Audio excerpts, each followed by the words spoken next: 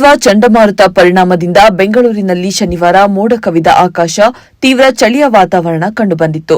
Cyclone Tamil Nadu ಕರಾವಳಿ ತೀರಕ್ಕೆ ತಲುಪಿದ್ದು ಉತ್ತರಕ್ಕೆ ಚಲಿಸುವ ಸಾಧ್ಯತೆಗಳಿವೆ. ಇದರಿಂದ ಇಂದು ಮತ್ತು ನಾಳೆ ಕರ್ನಾಟಕದ ದಕ್ಷಿಣ ಒಳನಾಡಿನ ಹಲವು ಜಿಲ್ಲೆಗಳಿಗೂ ಹವಾಮಾನ ಇಲಾಖೆ ಯೆಲ್ಲೋ ಅಲರ್ಟ್ ಅನ್ನು ಘೋಷಿಸಿದ್ದು ಭಾರೀ ಮಳೆಯಾಗುವ ಸಾಧ್ಯತೆ ಇದೆ.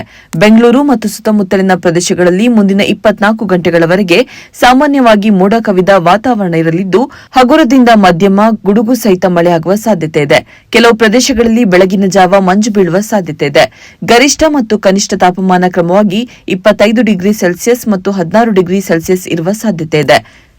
ನವೆಂಬರ್ 30ರಂದು ಬೆಂಗಳೂರು ನಗರ, ಬೆಂಗಳೂರು ಗ್ರಾಮಾಂತರ, ಕೋಲಾರ, ಚಿಕ್ಕಬಳ್ಳಾಪುರ, ತುಮಕೂರು, ರಾಮನಗರ, ಮಂಡ್ಯ, ಹಾಸನ, ಚಿಕ್ಕಮಗಳೂರು, ಮೈಸೂರು, ಚಾಮರಾಜನಗರ, ಕೊಡಗು ಸೇರಿ 12 ಜಿಲ್ಲೆಗಳಿಗೆ ಯೆಲ್ಲೋ ಅಲರ್ಟ್ ಅನ್ನು ಘೋಷಿಸಲಾಗಿದ್ದು ಗುಡುಗು ಸಹಿತ ಮಳೆಯಾಗುವ ನಿರೀಕ್ಷೆ ಇದೆ.